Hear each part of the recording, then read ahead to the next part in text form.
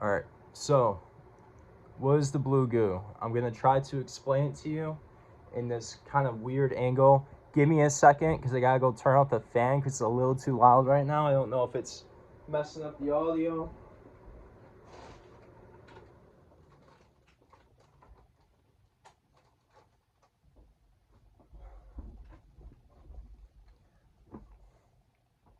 Hi guys. So I'm gonna start the video and we're just gonna talk like this for the whole time. No, I'm just playing. But anyways, listen, I love what I'm writing. I love what I'm doing. I love everything about it, what I'm creating, and I don't know the best lighting for this, so I'm gonna struggle a little bit with that because I don't like how that looks, but I also don't like how that looks because my face in that, I don't look good. I care a lot about my ego. So let's talk about Bleu Goo and what it is. And it's this very different idea of a zombie, right? That's the way my brain kind of frames it. When I first created it, and this is where it originated from, and I'm going to talk about that, it was two different things. I don't know which one set it off first. There was this game I played, it was called Overlord. And then there was a second game they made, Overlord 2. Wasn't my favorite, wasn't the best. I liked the first game more, storyline wise and everything wise. Probably the nostalgia hit better, because I was younger. But in Overlord 2, there was this area you go back to the main castle, and there's this goo. It's this magical ooze. It's all over the place, and it's from the castle. I know what it's from. I don't know how to explain it, but it's like this orb, whatever, got blew up. Now it's all over the place. And when the minions touch it, they get infected. They transform into these vicious monsters. And I'm like, that's kind of cool. I like that. And then I had this toy, and I was a little kid when I came up with this, by the way. Like, I don't know how little. I want to say I was 11, maybe 12, maybe even younger, maybe older. I don't remember. But I want to say it's 11 years old is probably when I came up with all this. It could have been younger. Um, I created, or I didn't create, I had this toy. It was this Ben 10 toy. I had no idea what the creature's name was. I wasn't too fascinated with Ben 10. I could care less. Ben 10, I used to watch it a little bit when I was a kid. Didn't really know too much, about what was going on. Like, I didn't care. As opposed to, like, didn't know. I didn't really care. It just wasn't really my thing. I wasn't that fascinated with it. Like Teen Titans, not a huge Ben 10 fan. But it's not the point. Point is, there was this toy, and I think the name of the toy is Ultimate Swamp Fire. I think I've discovered that later on. But this toy was like designed wrong. It's not the Ultimate Swamp Fire that you see on TV, Ben 10, because I saw pictures of it. The toy itself had a certain aesthetic to it, and I liked it. And I called it a lurker. I think I called it that. I think that's it. Yeah, the lurker. And it had like these blisters on its arm, and its skin looked like it was made of wood, but really it wasn't wood. It was weird. It had like a wood-like texture. Anyways, I'm like, this is so cool, man. I love it. And I'm like playing with my toys and giving them like little pretend fake guns, and they're shooting at it. They're shooting the blisters. Pop, pop. Blisters are going all over the place. Blue goo oozes out. This is my imagination just working and grinding the gears in motion. And bam, that's where my very first blue zone creature came to fruition. And then I'm like, I have this idea. I'm going to call it the blue zone.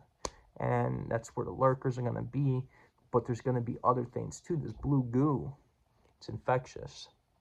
When I first made this creature, the lurker, had this big bulbous thing on its back. You shoot that, you blow it up. Something like kind of like a nuclear explosion, but not too nuclear. It's not too big, but pretty big explosion happens. Takes everything out with it in that radius, infects it into that blue virus type thing. Well, I have a different idea now.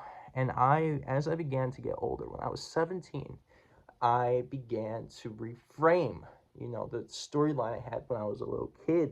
I used to play with my toys, and I used to play with my toys like crazy. I used to play up until I was 14. You can make fun of me, I don't care, because it helped my creativity. I loved it, man. And so my brother, he used to hassle me about it, like, you're too old, you can't be playing with toys. Guess what? Now I'm writing a book about it, and I love that book that I was writing. I love what I made when I was a kid. I took that storyline, and now I'm turning it into something as a full-grown adult.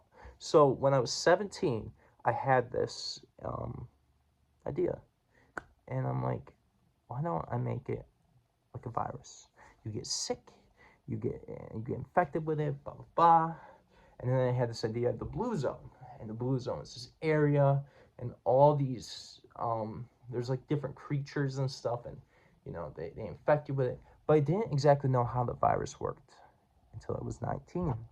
When I was 19, I started to get a lot into social deduction, social strategy. Um, I think that subconsciously influenced this a little bit, but there was this.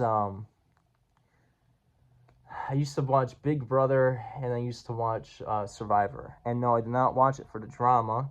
And I'd like to iterate that because I'm not a drama fan. I'm not a fan of reality television. The only reality television I like is Big Brother and Survivor and Traitors and anything that has to do with social strategy. That's it. I don't like any other type of survival show. I mean, any other type of reality TV show because it's nothing to benefit from.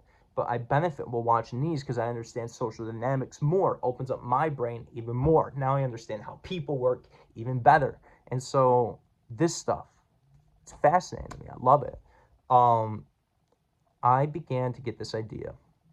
Instead of making the blue goo that infects you, the blue virus, or whatever you want to call it, instead of making it to where, it kind of works like a zombie, and you're just infected and you want to infect other people, why don't I have it work on manipulating the mind? And once you're infected, you emotionally affect the people around you. So take someone's loved one, for example. Imagine someone who they love their entire life is infected by this blue goo, and they see them infected, and that person is telling them to surrender to it.